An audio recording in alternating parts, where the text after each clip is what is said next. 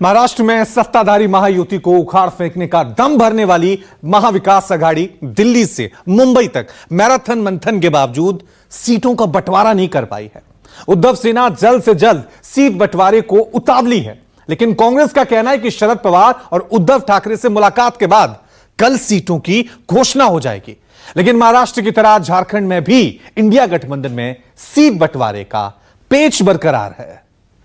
आज शाम तक पूरा मामला खत्म हो जाएगा। कांग्रेस का हाईकमांड दिल्ली में बैठता है, उनके निर्णय दिल्ली में होते हैं।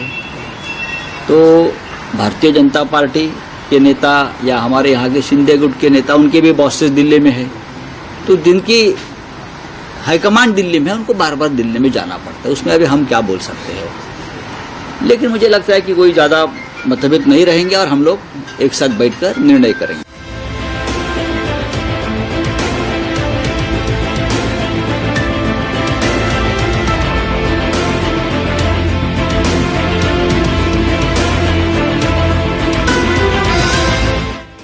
शाम ढल गई, रात भी गुजरने को आई, लेकिन महाविकास आघाड़ी में सीट बंटवारे की बात बन नहीं पाई। 30 सीटों पर फंसे पेच को सुलझाने की चुनौती महाराष्ट्र की सियासत के भीष्म पितामह पर आई। महाराष्ट्र कांग्रेस अध्यक्ष नाना पटोले ने कहा कि मंगलवार को वो शरद पवार और उद्धव ठाकरे से मुलाकात करेंगे। देखो, हमने 96 सीटों पे अभी आज डिस्कशन किया है और हम लोगों ने निर्णय ले लिया है कि जो हमारी जगह अभी भी डिस्कशन में है उस पर हमने कोई चर्चा नहीं की है। और कल हम लोग दिल्ली बम्बई जाकर वहां पर हम लोग शरद पवार जी हो, उद्धव जी से हो, इनसे बात करेंगे। जो कुछ 30-40 जगह का हमारा शेयरिंग प्रॉब्लम हो गया है उसमें बैठ के हम लोग रास्ता निकालेंगे। ये भूमिका कांग्रेस पार्टी की है। नाना पटोले ने मंगलवार को शरद पवार से बातचीत की मुनादी की, लेकिन उद्धव सेना जल्दबाजी में दिखी। नाना पटोले दिल्ली में कांग्रेस चुनाव समिति की बैठक में मशगूल थे और उधर अंधेरा होते ही उद्धव ठाकरे के सियासी दूत संजय राउत शरद पवार के आवास पर पहुंच गए। हालांकि खींचतान के बावजूद महाविकास आघाड़ी के तमाम नेताओं का सुर महायुति के खिलाफ एक दिखे। संदेश ये कि महायुति वाले महाविकास आघाड़ी में झगड़ा बता रहे हैं, लेकिन सबसे ज्यादा झगड़ा तो महायुति में ही है। और सबूत के तौर पर केंद्रीय मंत्री रामदास अठावले का बयान आ गया। आरपीआई के अध्यक्ष रामदास अठावले ने महायुति में 4 से 5 सीटों की मांग कर दी। फडणवीस को चिट्ठी भी लिख दी। हम सब राजनीति में सालों साल से काम करते हैं, लेकिन हर पार्टी को लगता है कि मेरे कार्यकर्ता को उम्मीदवारी मिलनी चाहिए। जैसे हमको लगता है, एनसीपी को लगता है, वैसे उनको भी लगता होगा। लेकिन ये आघाड़ी है, ये अलायंस है, सबको अपने अपनी भूमिका रखने का अधिकार जरूर है। लेकिन जब सीट शेयरिंग की बात आती है तो सबको थोड़ा बहुत त्याग भी करना पड़ता है, एक कदम पीछे भी लेना पड़ता है। आज नहीं, कल हम लोग लिस्ट डिक्लेयर करेंगे। 40 सीटों में आज अभी भी है, हमारे से ज्यादा तो महायुति में गड़बड़ है, अभी कुछ सामने नहीं आ रहा है। लेकिन मेरा ये कहना है कि हमारा भी 30-40 सीटों पे जो है वो जो सीटों का बंटवारा है वो सवाल हो जाएगा। कब तक लिस्ट बाहर आएगी? कल हम पहली लिस्ट डिक्लेयर करेंगे, ऐसा हमारा प्लान है। कल हम मिल के तीनों लोग प्रेस कॉन्फ्रेंस में लेने का हमारा प्लान है। तो कल हम मुंबई जाने के, आज रात को मुंबई जाएंगे। मुंबई में हम लोग नेताओं से बात करेंगे, हमारे साथी दलों से, और कल हम लोग एक साथ ये डिक्लेयर करेंगे, ऐसा हमारा प्लान है। इसमें महायुति को स्ट्रांग बनाने का प्रयत्न हमारा है।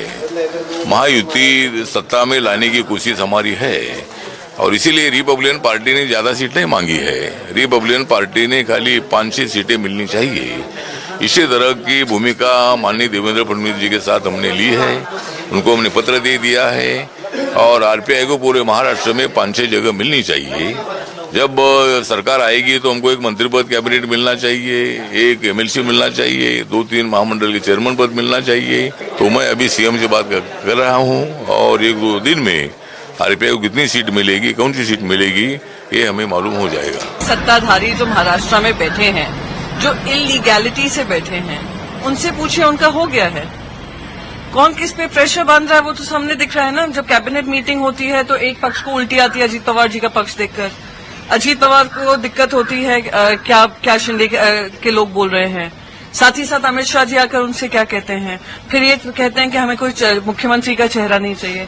अरे पहले अपने घर को ऑर्डर में लाएं, फिर दूसरों की बात करें। और रही हमारी बात, महाविकास अघाड़ी की सीट डिस्कशन चालू है, जारी है, पॉजिटिव वे में चल रहा है। 90% से ज्यादा डिसीजन हो चुका है, 10% की बारी है, वो भी हम लोग आपस में सुलट लेंगे। पार्टी के नेता की ये अपेक्षा होती है, कार्यकर्ताओं की अपेक्षा होती है कि हम ज्यादा से ज्यादा सीटों पर चुनाव लड़ें और जीतें। तो ये अपेक्षा करना और बात करना, इसमें कोई गलती नहीं है। संजय राउत जी शिवसेना के नेता हैं, वो अपनी पार्टी की लाइन जरूर रखेंगे। नाना पटोले जी कांग्रेस के महाराष्ट्र के राज्य के अध्यक्ष हैं, तो वो अपनी पार्टी और कार्यकर्ताओं की भावनाओं को रखेंगे जब सीट शेयरिंग की बात होती है। संजय राउत की तरफ से जो स्टेटमेंट आ रहा है, कहीं न कहीं एक टॉन्ट की तरह वो जो स्टेटमेंट दे रहे हैं कि उनके तो हाईकमान दिल्ली में है, दिल्ली में उनके नेताओं से बात, यहाँ के लीडर से कोई टोन वाली बात संजय राउत जी की नहीं है। कल भी मेरी संजय राउत जी से मुलाकात थी, हम लोग मिले, हम लोग एक दूसरे से रोज बात करते हैं। ये सब मीडिया में अफवाहों का बाजार बहुत गर्म है। महाराष्ट्र की तरह झारखंड में इंडिया गठबंधन में सीट बंटवारा मुकम्मल नहीं हुआ। हालांकि हेमंत सोरेन के साथ तेजस्वी यादव की मुलाकात के बाद आरजेडी की नाराजगी दूर हो गई। सूत्रों के मुताबिक आरजेडी 7 से 8 सीटों पर लड़ने को राजी हो गई। झारखंड विधानसभा में 7 या 8 सीटों पर लड़ सकती है आरजेडी। तेजस्वी यादव नेता प्रतिपक्ष पिछले 3 दिनों से रांची में डेरा डाले हुए हैं और इस बीच में तेजस्वी यादव की मुख्यमंत्री हेमंत सोरेन से 2 बार मुलाकात हुई है। आज भी करीब 25 मिनट तक तेजस्वी यादव और हेमंत सोरेन की मुलाकात हुई है और इस मुलाकात के बाद यह माना जा रहा है कि तेजस्वी की नाराजगी जो है वह थोड़ी कम हुई है। अब तेजस्वी 7 या 8 सीटों पर मान गए हैं। हालांकि इसकी औपचारिक ऐलान होना अभी भी बाकी है। आरजेडी की नाराजगी सीएम हेमंत सोरेन के शनिवार वाले उस बयान से हुई जिसमें सोरेन ने कहा था कि झारखंड की 81 में से 70 सीटों पर झारखंड मुक्ति मोर्चा और कांग्रेस लड़ेगी, जबकि बाकी 11 सीटें आरजेडी और वाम दलों के लिए छोड़ दी गई। सोरेन का यह बयान आते ही आरजेडी गुस्से में आ गई, क्योंकि सीट बंटवारे पर बातचीत के खातिर ही तेजस्वी यादव रांची पहुंचे थे और उससे पहले ही हेमंत सोरेन ने यह घोषणा कर दी। मनोज झा के बयान से प्रेशर बना और नतीजा यह हुआ कि तेजस्वी को मनाने के लिए सोरेन को आगे आना पड़ा। हालांकि अब झारखंड मुक्ति मोर्चा भी यही कह रहा है कि इंडिया गठबंधन में ऑल इज वेल है। कल एक यूनिलैटरल डिसीजन हुआ जिसमें कहा गया कि 7 छोड़ा जा रहा है। शाम तक जब हम दोबारा बातचीत के लिए गए, जिसे मैं उतना सौहार्दपूर्ण नहीं मानूंगा, अब वो बातचीत 3-4 सीट पे आई। 3-4 सीट ना हमारे कार्यकर्ता को, ना हमारे मतदाताओं को, ना हमारे नेताओं को स्वीकार्य था। और इसलिए जब हमारी कल की बैठक हुई, आज की बैठक हुई, तो ये चिन्हित किया कि ये इतनी सीटें हैं जिसका ब्यौरा कल तक आपको हम दे देंगे। हम महागठबंधन को 60 से 62 सीट पे मदद करेंगे। झारखंड में जो सरकार में शामिल गठबंधन है, कांग्रेस, आरजेडी और झारखंड मुक्ति मोर्चा, तीनों का संबंध स्वार्थों का संबंध है, मलाई खाने का संबंध है और सत्ता के माध्यम से पैसे धन कमाने का।